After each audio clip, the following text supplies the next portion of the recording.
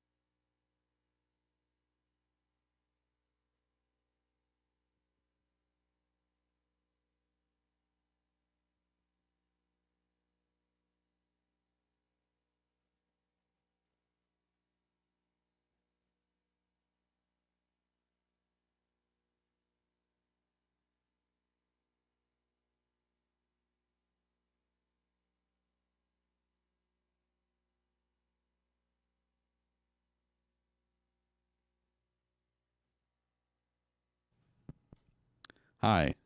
Okay, there we go. Good evening, everyone. Please turn off your cell phones. Okay. Hi, everyone, here at Broward Spirit Society and watching from the internet. Welcome, everyone. It's our Wednesday night talk. And before we begin, we'll start with a short prayer to get everyone in the mood. So let's just take a moment, take a nice deep breath, and whatever happened before you got here tonight, just forget about it. Just let it fade away like the dust. And let's settle into your chair, or if you're in bed or wherever you are, just let your weight sink in. Let the chair hold you up and try to relax. We've gone through this whole day of, well, many of us were working or whatever we were doing today. We got here to this point, and let's just give ourselves this opportunity, allow ourselves to listen to this message and to hear these words. Just for this 1 hour or so, or whatever it is, let's just not think about what we have to do later or where we need to go or what we, forget about the to-do list for a little while, and let's just be here now. Let's be present. So let's elevate our vibration. Let's consciously shift our attention from away from the outside world into our inner world,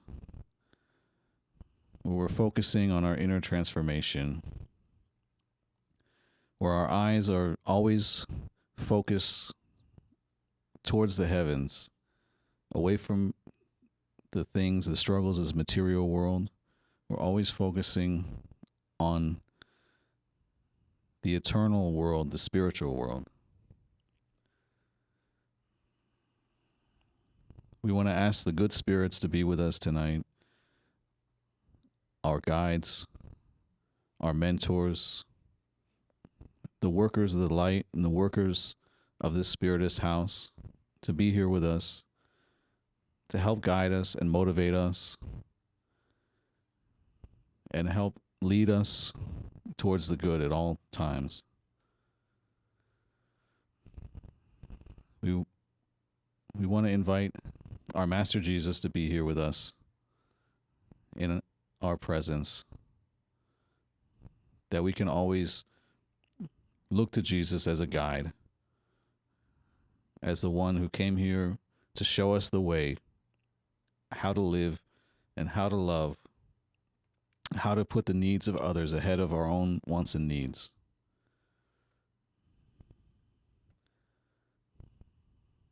And as we come here tonight, we want to focus on this message that we're about to hear, that these words can be like seeds planted in our hearts that can grow and blossom for an eternity.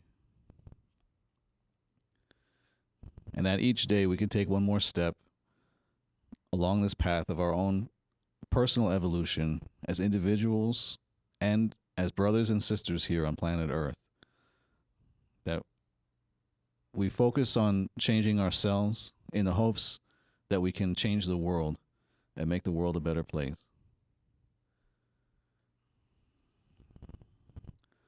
So let's open ourselves up to allow the light to come inside of us, to allow this light to shine from within us, to light up the world, to make the world a better place, a brighter place, that the light that I shine, the light that you shine, can shine for everyone. This is our greatest wish, that we can carry the light and that we can be the light for others, that we can be a beacon of hope in this world.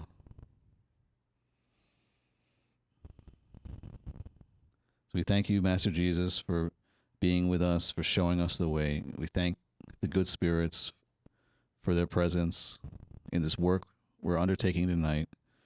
Much of this work that we cannot even see with our normal senses, we can't always hear or feel or reach out and touch. But we know that there's a lot going on behind the scenes. So let's be here, let's be aware, be present, open ourselves, and be ready.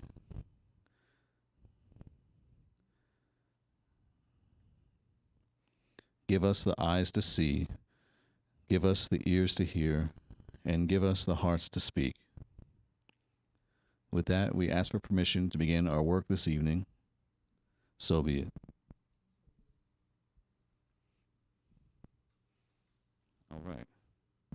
All right. Welcome back.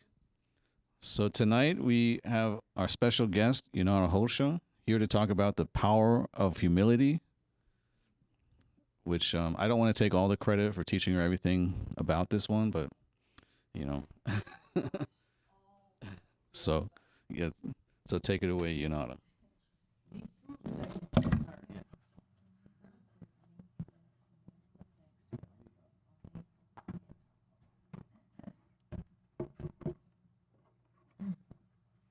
Hello?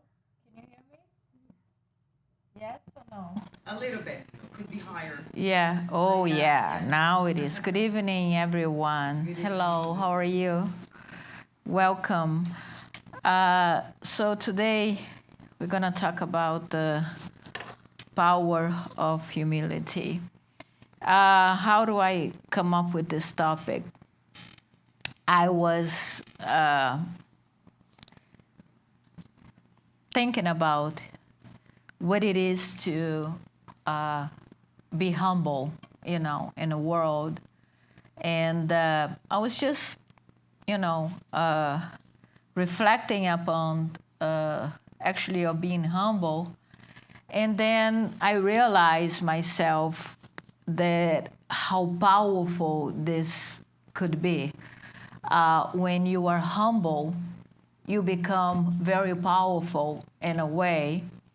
And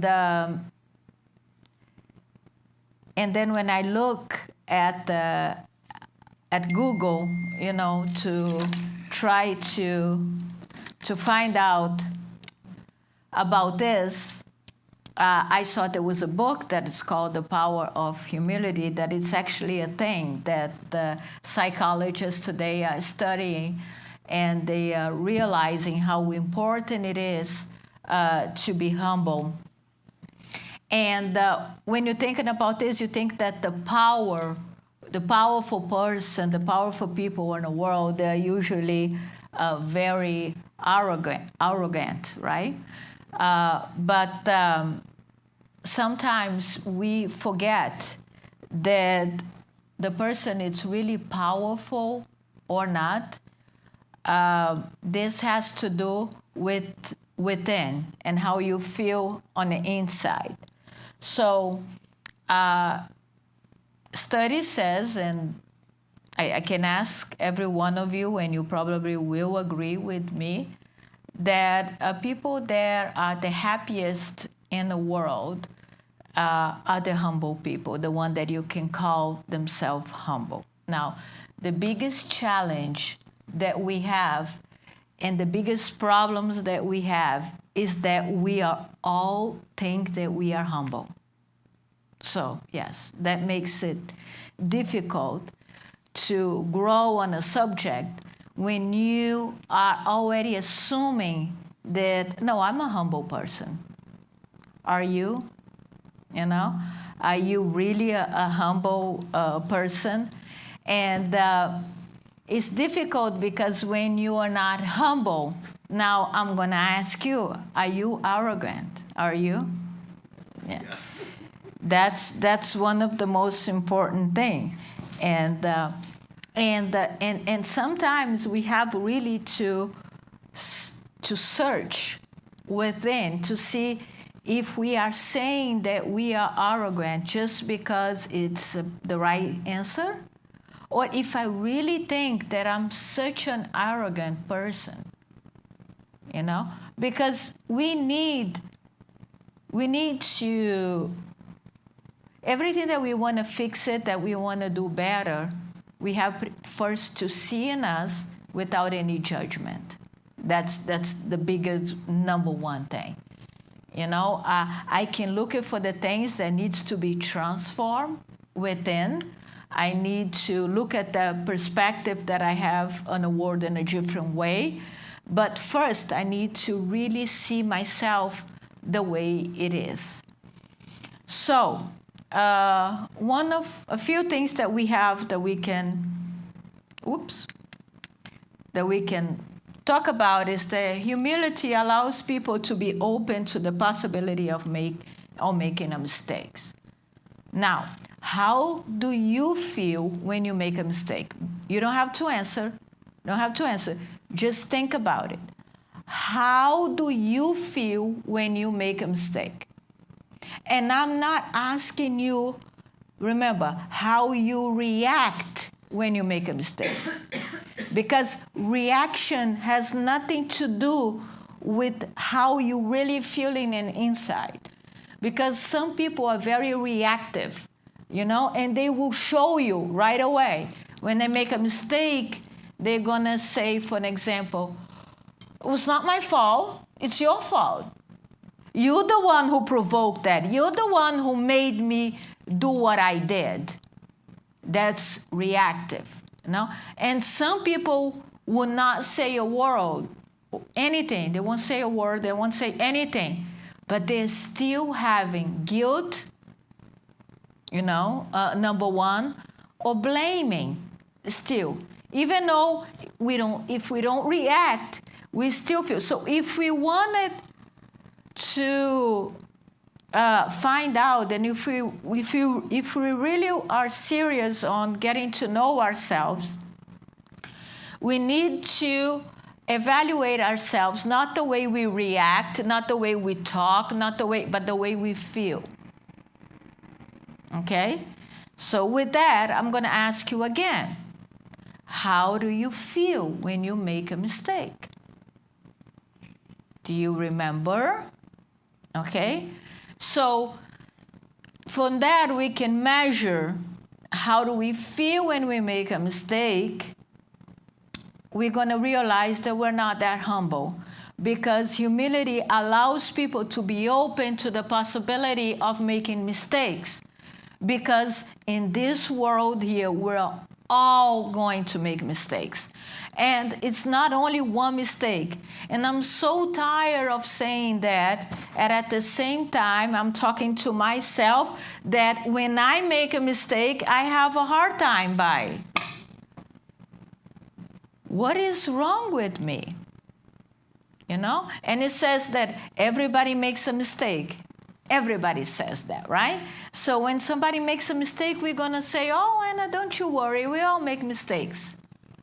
Isn't it? So that's how we do it. We all make mistakes, but when we make mistakes, we're all human, but we don't feel that we are human enough to allow ourselves to open up the possibility that we will make mistakes. Okay, we will. I can make a mistake here, the way I speak. We can make mistakes. We make mistakes all the time. And how come we have such a hard time to deal with this? Imagine it's because we don't have humility. It's so wonderful to be humble. Because you see the power, see how powerful it is to be humble? It's when you make a mistake, you understand. You are in tune with your reality. And it's not like you're going to make one mistake after the other, but you will understand that you are not perfect. But that will touch your heart. And the only way to do this is to be humble. Okay? Because it's to be humble. One of the things that we also are learning from this topic is that humble and modest leaders are willing to admit their mistakes, put aside their ego, and empower others. Empower others.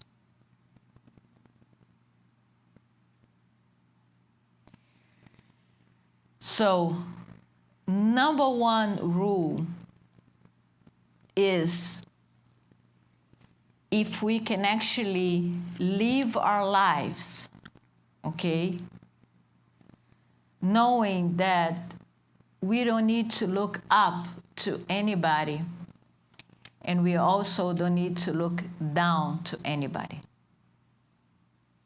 This is the thing. No one is better than you, and no one is worse than you. Now, people have different capabilities, but who are you? That's the question. Are you who are Anna, the stuff that she does, her job? This is the things that we do in life. This is not us. When we look at ourselves as an essence, if we look at ourselves as a spirit, we're going to see that we are not better and no worse than nobody. Now, how do we create this illusions that we need to look up for somebody or look down to anybody? Because that's how it is. This is how we live today. We have people that we respect, that we want to applaud, that we look up to, that we think it's better than us. And then we have the ones that we think that it's worse than us, that I'm better than that person. Now, who is making this up? How do you evaluate who is better and not than yourself? It's because it's an illusion. Because if we look it down, nobody's worse than and better than us. And if we can see life and feel life this way, okay, I don't have to ask you to be humble. You don't have to learn to be humble, because you already know the way you see others, you learn the lesson, okay? So, especially in leaderships today, there is a lot of research. I invited you guys to look at it. It's a very interesting topic. The amount of research that it's being done on humility, it's like huge, especially corporation that wants to hire leaders, that they see what a good leader it's all about. And that they found out that great leaders are usually humble people, okay? And that's interesting. So most researchers suggest that humble people have an accurate view of themselves. This is from actually the book, The Power of Humility. Acknowledge their mistakes and limitations, are open to other viewpoints and ideas, keep their accomplishment ability in perspective, have a low self-focus, and appreciate the values of all things, including other people. Okay, so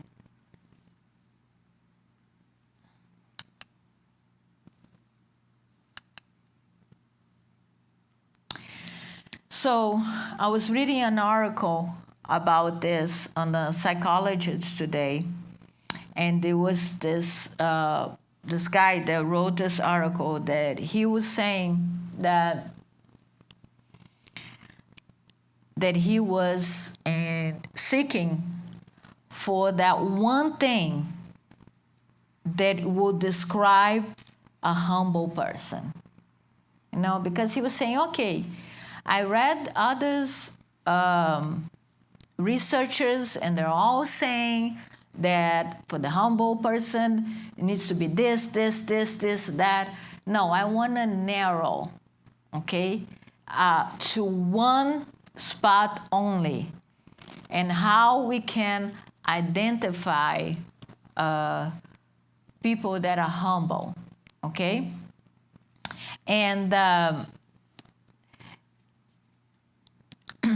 there is one thing we could want to know about someone, psychologically speaking, okay, that will tell us that he or she is responding in a humble fashion in a current situation, state humility, or generally a humble person, trait humility.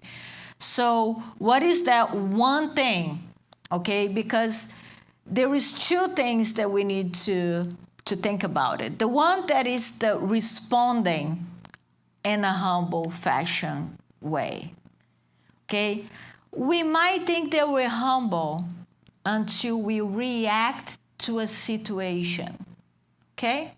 So I'm a humble person until nobody criticizes me, or nobody tells me one thing that I did not like to hear, okay?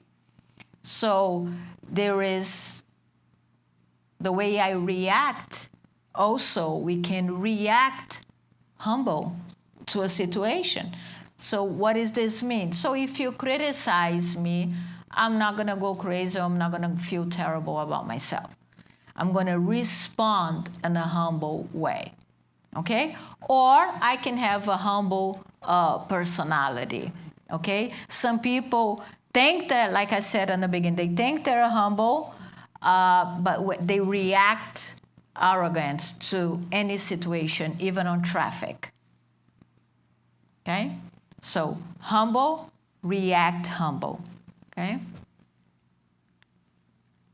So our hypothesis was that humility is characterized by the belief that, so he narrowed down to this, which I thought was really interesting. No matter how great one's accomplishment or positive characteristics may be, they do not entitle one to special treatment as a person. So what is this?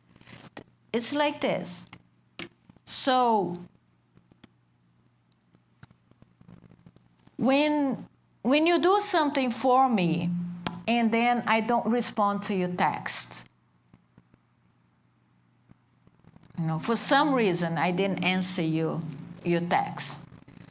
So you really think that because you did something great that people will have to treat you in a special way. Okay? The world has to treat you in a special way. People have to treat you in a special way just because.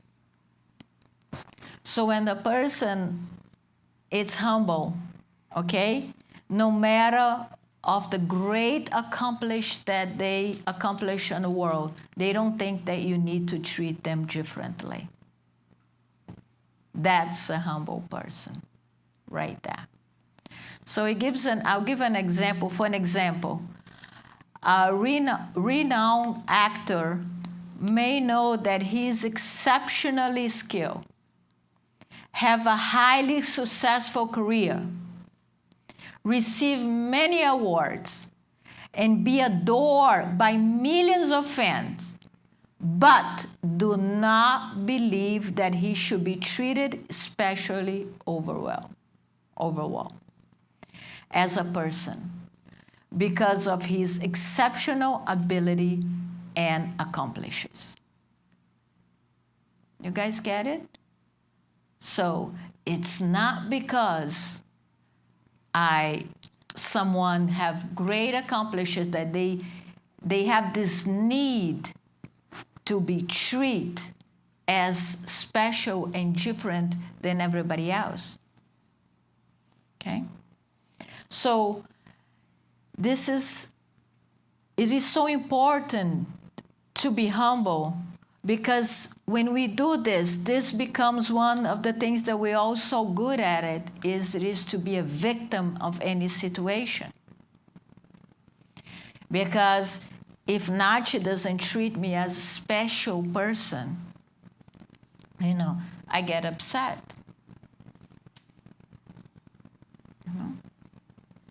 So I thought the way that he did this was grateful. And the way that he did that is he did the research, and he did this with leaders, actually. And he came to a conclusion that after interviewing and doing the research for 5 years, he realized that a humble person may actually know how good they are. This has nothing to do with being humble. So I know that I can be humble. I know that I have a great ability to sales.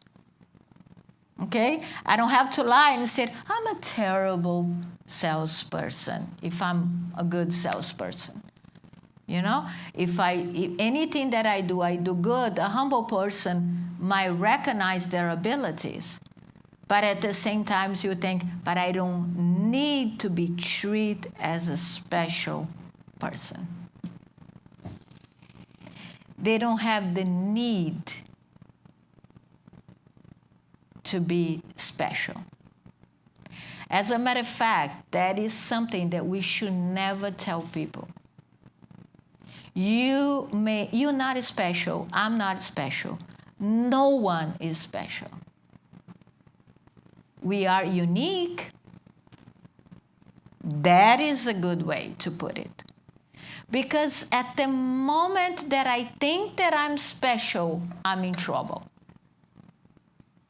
And I remember a few years ago that this was the thing. Everybody was like, oh, you're so special. Everybody was supposed to think that they're special. We used to tell kids, oh, you're so special. Looking again for the basis rule, we don't look to anybody up to us and below us. We're all the same. So no one is special. No one.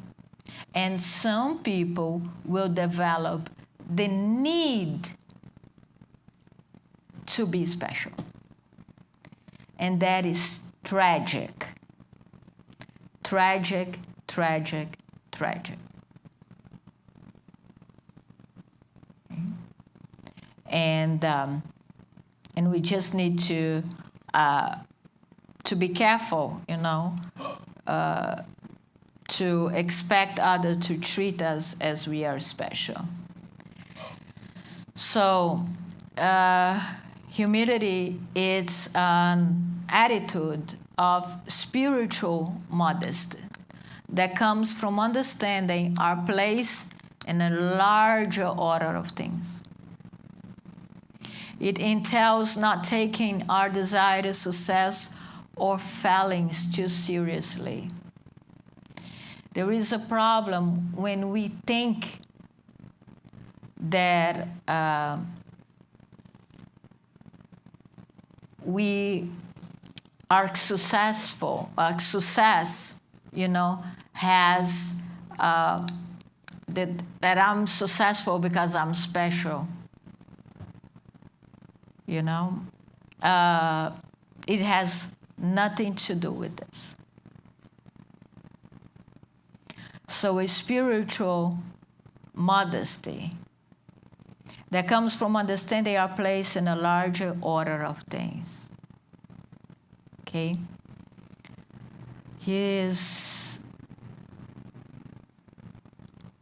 How come we think that we are, all this? When you take a quick look at the universe, how many planets are out there? How many universes are out there? Billions of planets, billions of galaxies that we already know, billions of suns that it's out there, planets that are around the suns, that it's out there. The whole cosmic life is over there, that we have no idea. We have no idea. Okay? We only, as humanity, we only went to the moon.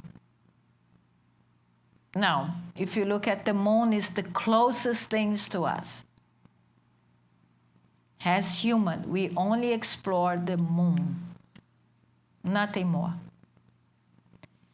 And our planet, it's 70% ocean and water. And anybody wants to guess what is the last thing that we study here on our physical realm on our planet? Is the ocean. We don't even have an idea what is in the bottom of the ocean. There is lives there that we don't even know. Okay. So we don't know. So when you put yourself in a position, you become humble. Just by realizing that you don't know. And it's a wonderful feeling not to know. And it's so funny how in today's society we wanted to be secure, by knowing things. I only feel secure if I know things. You're never going to feel secure if you put your security with the knowledge. Not in this lifetime, not in this planet. Because you won't know.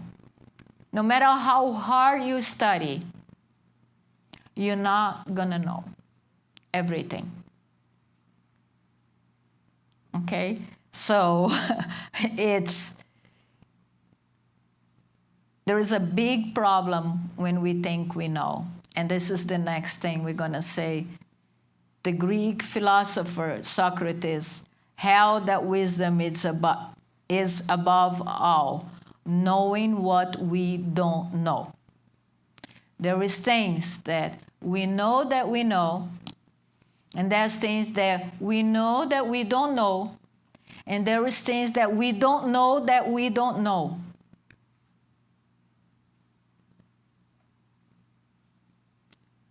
Okay?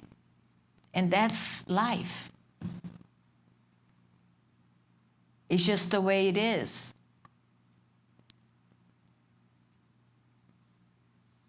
He taught an intellectual form of humility that freely acknowledges the gaps in our knowledge and that humbly seeks to address our blind spots. There is one thing that happens when you think you know something. At the moment that you think you know something, you stop seeking. And when we stop seeking, tragedy again. So we don't know. I might think that I know something about reincarnation. And if I say, oh, I know how it works, I know everything, I will never research reincarnation again. That's how it is. If I think I know Anna, do I know Anna? I don't know Anna. But if I think that I know Anna, I close the possibility to really get to know her. And if I think I know myself, I'm going to close the possibility, oh, I know myself. I usually react this way and that way. And I can look at the mirror and I think I know myself. Well, we don't know. We don't know. And it's funny because every generation before us thought that they knew something. And if you look at 100 years ago, did people know? No, they knew nothing. Look at it back in the 80s. Back in the 80s, we thought we know something. Now, a few years later, we realize, oh my God, back then I knew nothing. And that's okay. Because the beauty, it's on the I don't know. It's so liberating when you say, I do not know. It's so wonderful. Because when I do not know, I'm seeking and I'm open to all the possibilities that it's out there. That I usually close myself. When I think that I understand the world, I think I understand people, I think I know what's going on, I needed to know. And then you become upset. And you think you don't have control in your life because you don't know things. And a lot of people get lost on this because they want to know without looking at the beauty of I don't know. The I don't know, it's so much more beautiful and open than I know.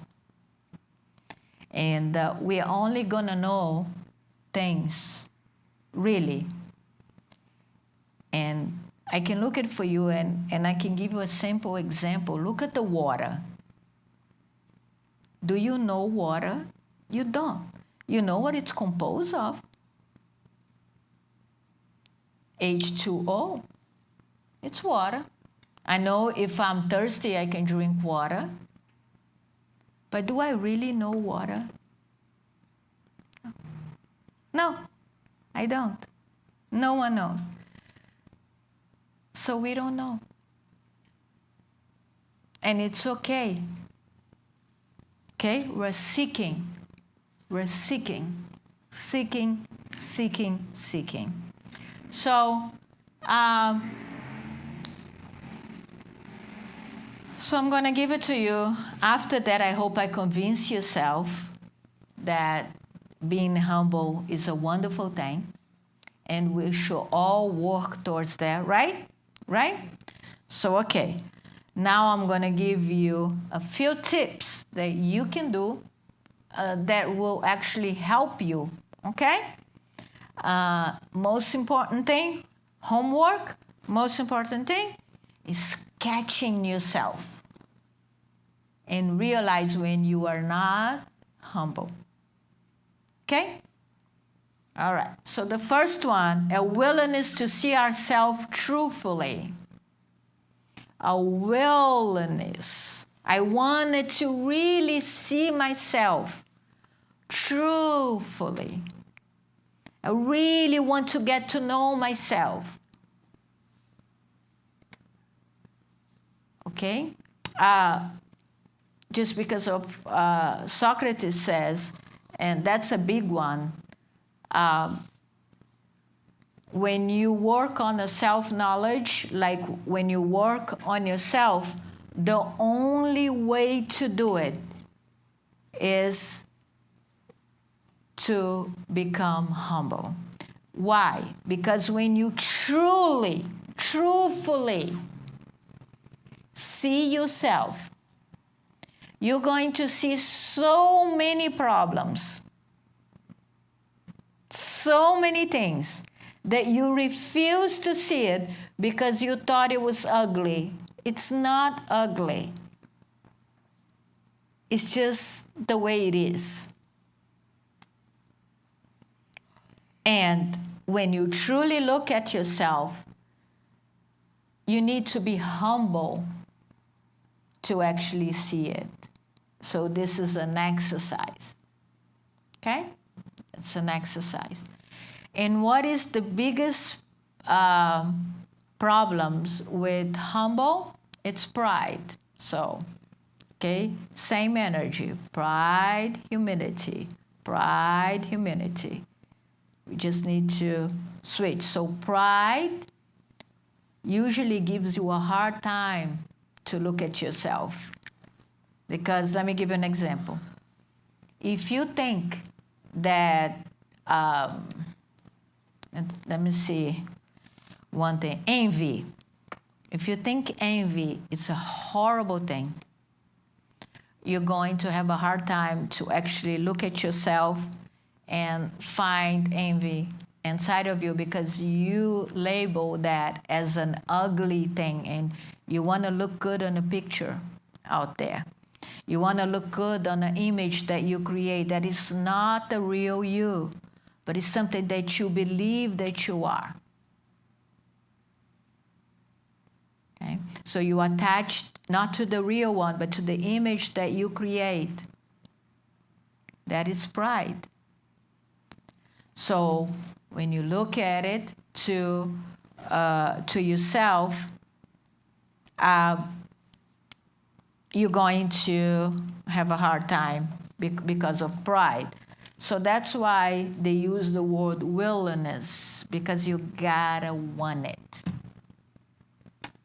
Hard. See, I wanted to know. Okay? And the second one, accurate perception of our place in the world. Accurate. Not the idea. A place in the world is with everybody else. An ability to acknowledge our mistakes and limitations. Okay? An ability to acknowledge our mistakes and limitations. Now, this physical ability that I have, we all have our limitations. You might do something better than me, I'll do something better than you, and then we'll go. But this is not who you are. The things that you do, the things that you study, it's not you. It's things that you do and things that you study. Okay? So, I can have this remote control. I have it. It's mine. But it doesn't mean that I'm this. Okay? And when we ask people, who are you? They usually say, I am, give it a name. This is a name. I work at this place. I didn't ask where you work. What it is we see ourselves on the things that we do and the things that we have. And this is how we perceive the world. Okay? So when you see the limitations that you have, you are okay with the limitations. It's fine. I can get there. I have a limitation. It's fine. Okay? And the knowledge of your mistakes. To me, this is one of the most important things is openness. Be open. Be open to the new. Be open to new situations in life. Be open to whatever it is that it's coming in your way. Just be open. And the beauty of this is when you are okay with not knowing, okay, you're open. And another one is work on low self-focus.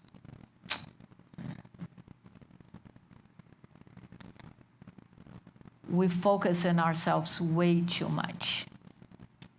Way too much. And when you're low self-focus, you're starting, I'm not only interested in know how I'm doing, but I'm also interested in know how you're doing.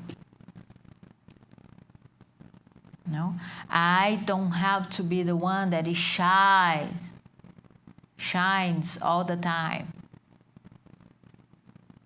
No, Rafael can shine, Nath, Tata, everybody can shine. I don't need to shine.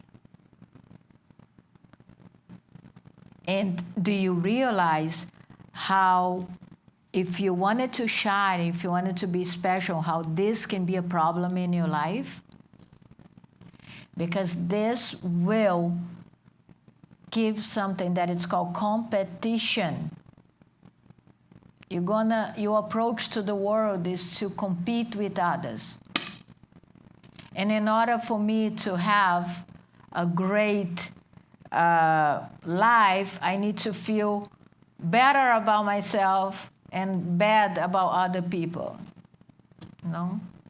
In order for me to feel good about myself, I have to feel that I'm better than half of the world, that I'm not doing as bad as look at the people there and there and there.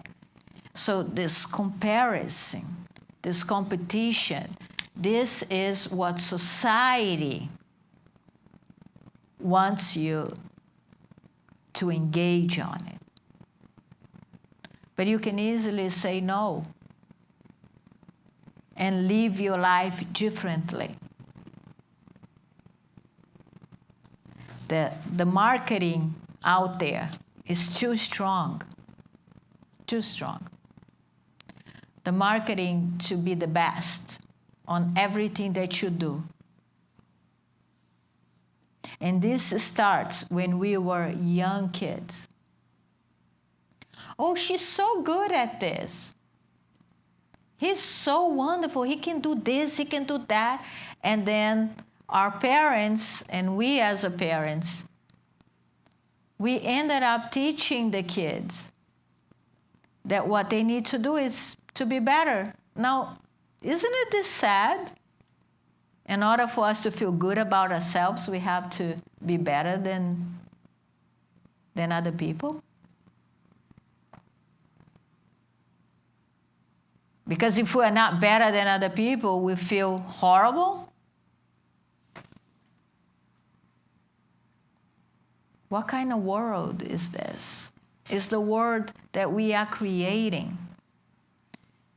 There is no more excuse because society wants to do that. Well, society wants to do whatever society wants to do. You don't have to be part of this. You can easily lower your self-focus. And I guarantee that you will be so much happier than where you are right now. Okay? So if I tell you over here, and if I give you a prize, and I will say the number one today is Steven, and Steven's going to come over here and going to feel good about it because he's better than you. This is how usually it is. Yeah, right? Imagine. But that's funny. And then the other people, and I'm serious, the other people who say, well, he was not that great anyway. I did better. Or and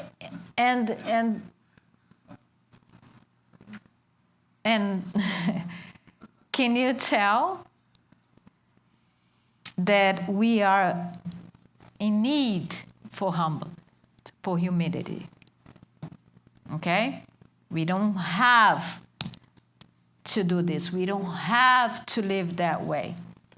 We only live that way when we are on the acting like little robots, actually. You know, that they teach you to do this. Okay, they can teach you whatever they want, but it comes to an age that you say, no more of this teaching. Now I'm going to seek for something else. It's like thinking outside of the box.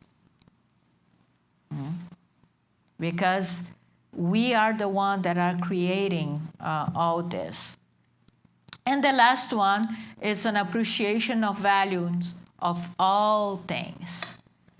And everything has its value, and everybody has its values. Okay?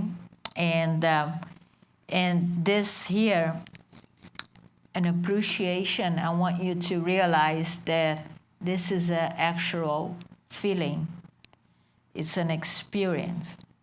People want to be grateful by repeating to themselves that I'm grateful, I'm grateful, I'm grateful. Forgetting that being grateful is an experience. So an appreciation is an experience.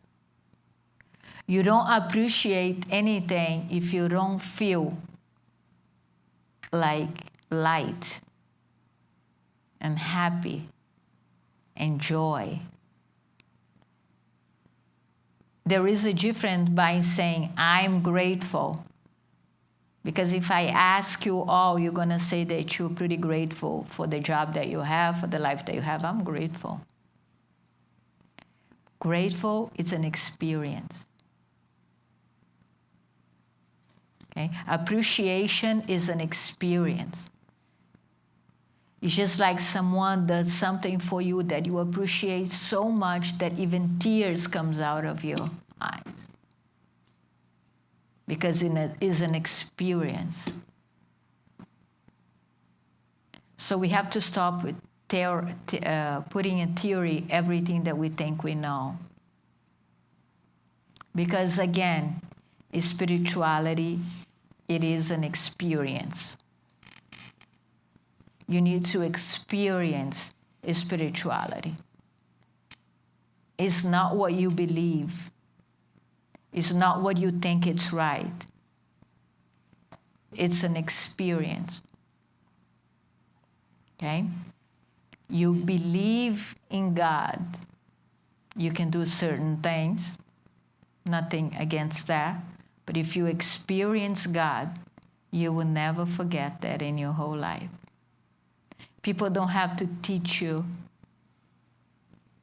how to believe in God when you experience God. So we're kind of confused in this spirituality world. It's not about the intellect. It's not how much you know. It's how much you can experience. And experience in spirituality usually is joy. It's ecstasy. It's being so happy and joyful just because of life itself. We have to stop about the things that we do, the things that we feel, the things that we think, the things that this and that, to concentrate on life itself. Life itself, it's a wonderful thing. And life itself, when you concentrate on that, Instead of concentrate on the stuff that you do. But if you concentrate on life and you experience life, you naturally become humble. And then you realize that it's not that difficult. It's our focus that it's on the wrong spot. That's all. It's the way that we are aiming that transformation. It's the way that we think we can transform ourselves. So I wish all of you that we can actually exercise this. And I invited all of you, including myself, of course, all of us, to work on the importance of humility. This is a wonderful thing, a very powerful tool, a very powerful way to perceive life. Okay? Thank you so much.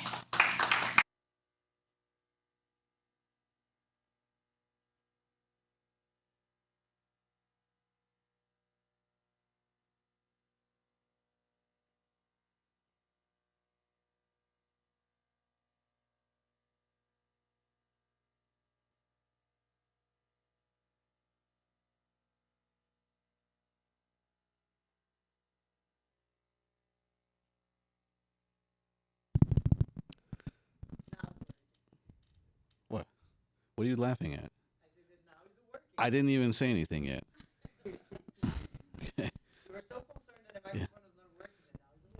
All right. Thank you, Yonara, for a wonderful message. Gave me a lot to think about.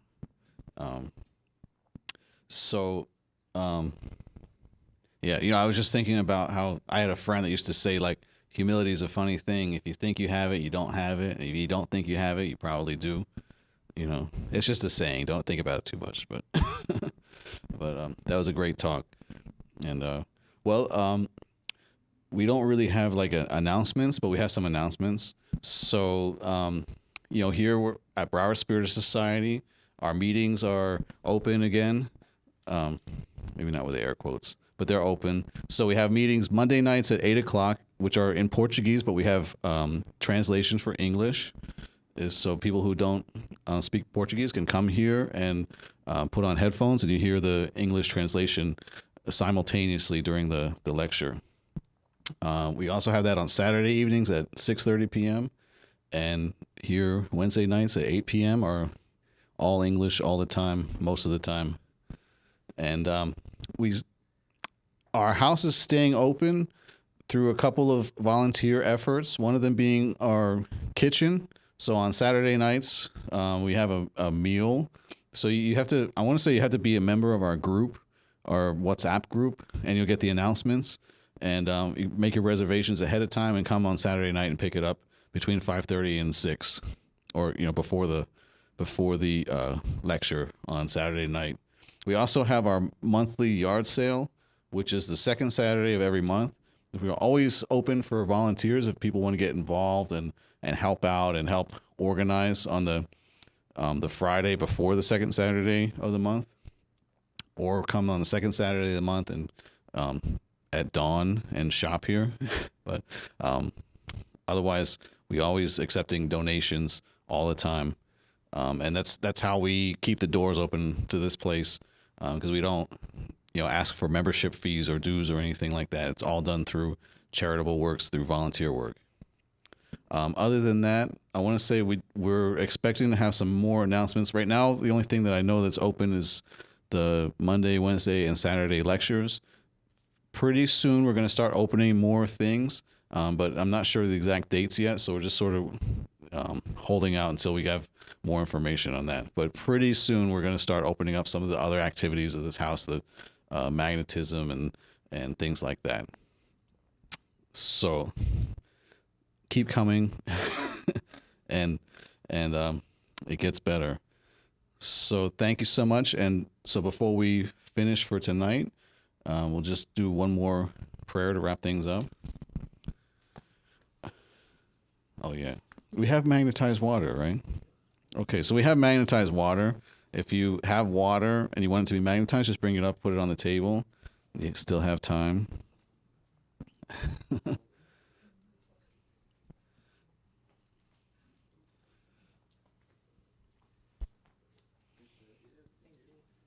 Cool.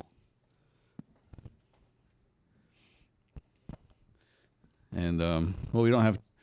We're grateful for the magnetizers who are here tonight. We wish we had more, but everybody can get the experience. Just tune into the vibration. So while we're doing the prayer, just take a moment and let's elevate our thoughts once again. Close our eyes if you wish. Focusing inward. And let's let the message we heard tonight sink in. This message of humility. Taking an honest look at ourselves. Not seeing ourselves higher than we are or lower than we are. Just looking at ourselves for what we truly are. With our assets and with our defects and everything all encompassed into one. No better than anyone else or no worse than anyone else. But like we always say, members of this human race, citizens of this planet. And as I say, humility is the mother of all virtues. So it's a great place to start by just making that effort, having that desire to look for ways that we can be more humble, to desire humility in our lives and the gifts that it can bring us. Humility is like the gateway to gratitude. We realize the things that we have in our lives that are so special to us, the people around us are so important to us. And even when we can take that time and make that effort to put the wants and needs of others ahead of our own needs, we think we're giving something away, but actually we get so much more in return. Those feelings of love and gratitude and that feeling of giving, of what you receive back from it is so much more valuable than whatever it was that you may have given away. So let us be grateful for the message, for the work that went into preparing it. Let's be grateful for the good spirits who are here with us, working alongside of us all the time, helping to guide us and motivate us in all this work. And let's take this light that we've gathered tonight, let's keep it in our hearts and let it shine for everyone that we meet. And as we're magnetizing this water, let's let this water be medicine for our spirit. Let's let this water be infused with love. Let it be infused with all of our greatest, best intentions for healing, of good vibrations, so that we may all drink of this water. Let's thank our Master Jesus always for coming here so long ago to show us the way, that we may follow in his footsteps, each day taking one more step.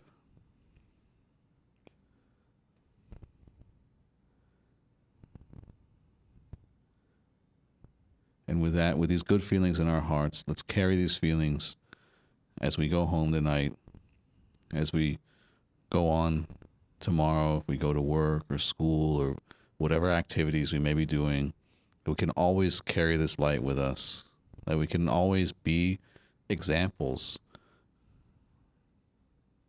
of the love of Jesus for everyone we meet.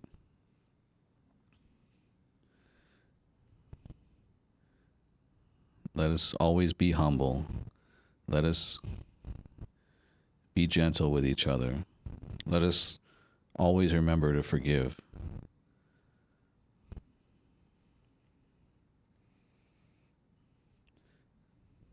And with that, with the spirit of gratitude, with these good feelings in our hearts, we ask for permission to end our work for this evening. So be it.